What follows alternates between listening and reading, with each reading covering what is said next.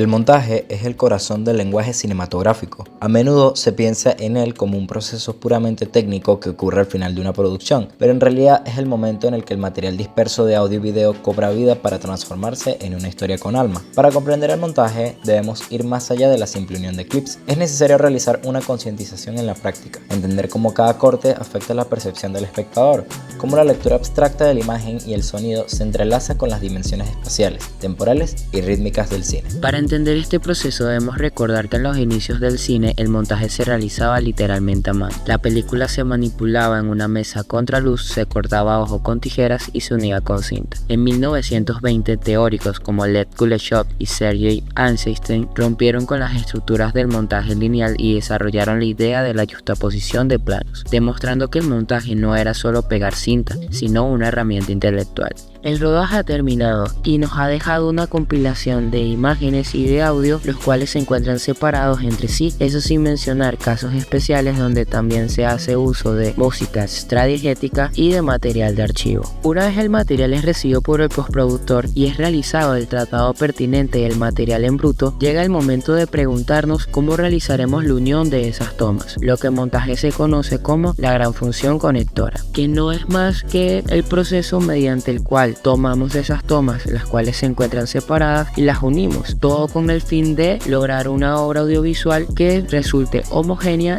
y legible para el público.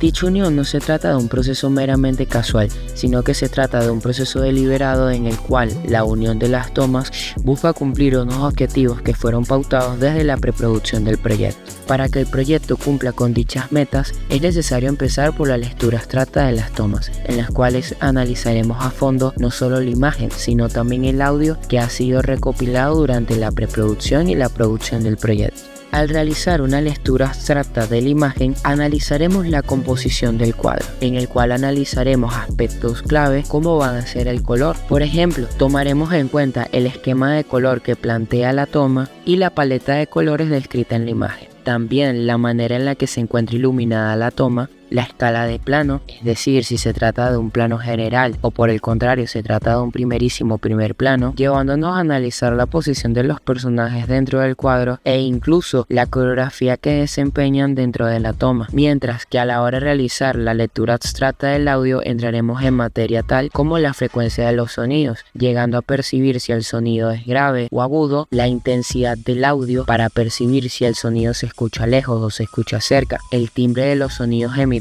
por los personajes, los cuales nos dará mucha información sobre el estado anímico o emocional de cada uno de los personajes, y a su vez la textura de los sonidos, los cuales nos dará mucha información del contexto que alberga el personaje, es decir, no será el mismo sonido de un personaje corriendo en la playa que el sonido de un personaje bailando sobre la acera. Al realizar este análisis sonoro debemos catalogar el audio según su fuente de emisión, si es diegético percibido por los personajes en la historia, como los pasos sobre la nieve, o extradiegético, la música incidental que solo escucha el espectador. Según su sincronización, evaluamos si es música sincrónica o si opera como música anempática, aquella que se muestra indiferente o produce un sentimiento opuesto al de la imagen, como una melodía alegre sobre una tragedia. Finalmente, el sonido cumple 4 funciones clave: expresiva, evocar emociones; estructural, alterar la percepción del ritmo; estética, crear la atmósfera de una época; y el uso de Foleys, efectos de sala, para recrear artesanalmente la textura de objetos cotidianos en la postproducción. Sin embargo, todavía nos hará falta entender cómo funcionan esas tomas como parte de un todo, además de entenderlas cómo funcionan independientemente. Para ello realizaremos la lectura del contenido argumental. Este proceso será crucial para el resultado final porque nos permitirá entender cuál es el sentido que cumplen cada una de esas tomas, no desde lo micro, sino desde lo macro, qué es lo que significa para la narrativa final. En la lectura del contenido argumental estableceremos el ritmo y a su vez la continuidad que va a tener la obra. Por lo tanto, ya estaremos trabajando con los objetivos directos de la obra. En el caso del ritmo estará dictado por el género y por la sensación específica de la toma. Por ejemplo, el ritmo frenético de una película de acción no suele ser el mismo presente en una película de suspenso, pero también el ritmo presente en una escena inicial no va a ser ni mucho menos comparable al ritmo presente en una escena de clímax. En una tendremos un un ritmo mucho más tranquilo y mucho más relajado, el cual servirá para presentar a los personajes, y en el otro tenemos un ritmo mucho más frenético y con mucha más tensión y mucho más fuerte, el cual deberá retener toda la atención del espectador. Sin embargo, me parece clave también realizar un paréntesis entre la diferencia de ritmo fílmico y ritmo musical, puesto a que mientras en el ritmo musical es un ritmo métrico, el cual está delimitado por la nota musical y realizamos el empaste acorde con ello, el ritmo fílmico suele ser mucho más libre y mucho menos matemático. No suele ser tan exacto, sino que va a ir variando a lo largo de todo el largometraje, y en general la duración de los cortes va a variar demasiado. Pero el ritmo no es la única variable dentro de la ecuación, también tenemos el raccord. Para que la obra audiovisual termine siendo legible, no solo hará falta ritmo, también hará falta continuidad, que al final será lo que le permita relacionar al espectador cada una de esas tomas como parte de una narrativa. Por ejemplo, imaginemos que el personaje B recorre un pasillo y camina hacia la izquierda. En el siguiente cuadro necesitaremos que siga caminando a la izquierda para poder entenderlo. Aquí es donde el efecto Kuleshov suele brillar, puesto que logra que el espectador básicamente se concentre en la historia y prácticamente no note la existencia del montaje. Este es un recurso prácticamente obligatorio a la hora de construir escenas independientemente del ritmo, puesto que es lo que hará que el público pueda seguir la historia. Sin embargo, cuando empezamos a hablar del empaste entre escenas, es cuando se empieza a deformar un poco la continuidad, puesto que ya en este punto cada escena tiene una micronarrativa propia. Esto permite que la continuidad pueda fragmentarse sin que el público deje de entender la historia, lo cual le da una mayor libertad al montajista de poder jugar con la continuidad en pro de la narrativa. Dependiendo del guión y de la libertad que este nos permita, podremos tener historias como 500 días con Sommer, la cual no sigue una continuidad, sino que el tiempo narrativo está fragmentado a través de saltos temporales,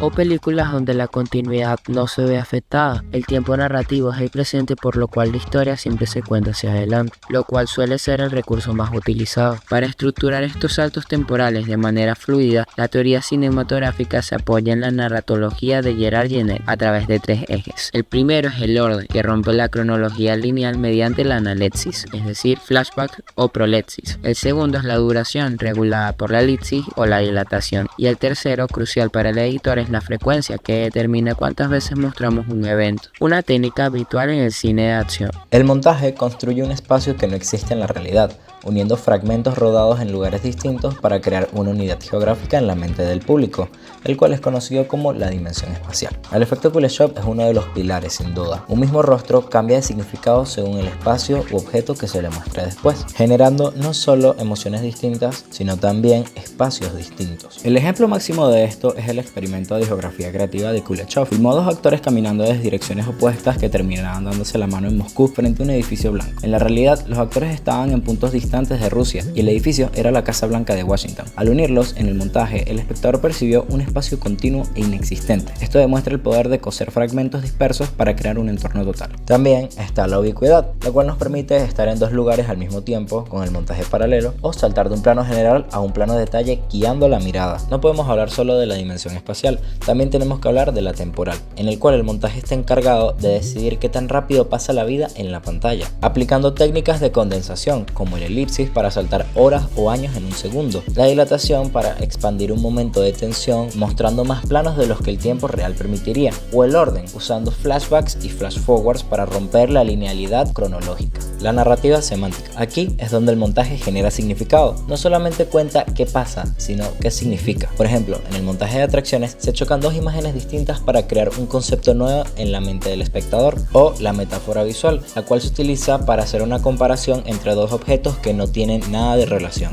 También el raccord es sumamente importante para la composición del montaje. En esta técnica se busca que el espectador no note los cortes, creando la ilusión de la fluidez, usando por ejemplo el ya mencionado raccord de movimiento o la regla de los 180 grados, la cual mantiene el eje de acción para no desorientar espacialmente al público. En el caso del tempo y el ritmo, hablamos del latido del corazón de la película. Con el tempo determinamos la longitud física de los planos, mientras con el ritmo se habla de la relación entre el corte, la banda sonora, los movimientos internos de los actores y los movimientos de cámara. Y en la composición del empalme nos referimos al punto exacto de la unión entre los planos. Un buen empalme realmente aprovecha la inercia visual del espectador para guiar su ojo de un plano al siguiente sin fatiga. Una vez ya tenemos claro la composición del montaje, pasamos a las fases operativas del montaje. Empezamos con la visualización y selección de los planos. Es la revisión de todo el material en bruto y el montador decide cuáles son las tomas buenas de este material, para después pasar al ensamble, en donde se colocan las escenas en el orden del guión.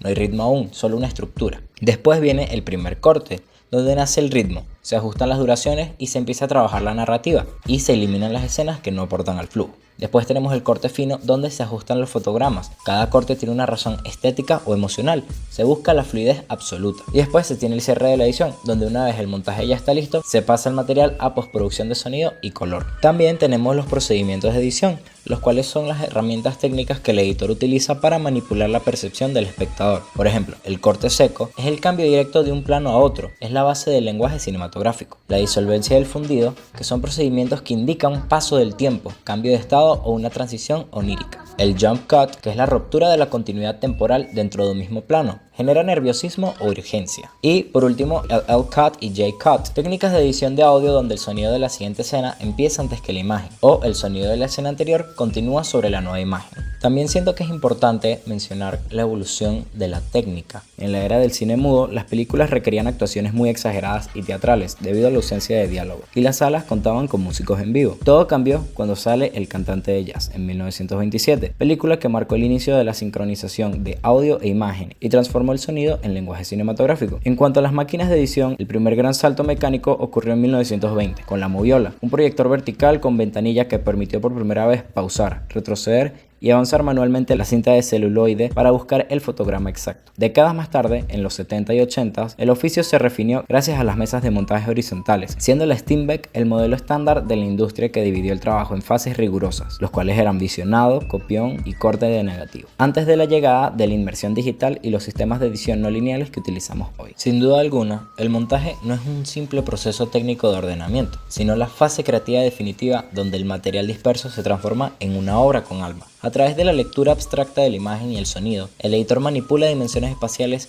temporales y rítmicas para guiar la percepción del espectador.